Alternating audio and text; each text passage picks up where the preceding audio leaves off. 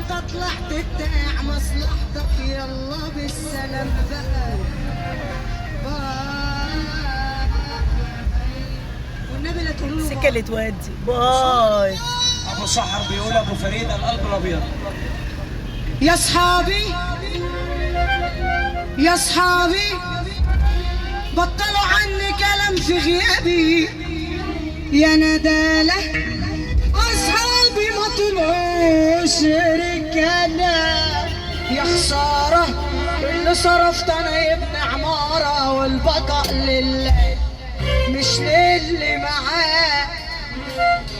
يا عينيا يا عينيا استنضفنا الشبه شوية، مش لاقي يا ايديا عايزه ناس شبهي مش لاقي. اتمسكي بالله.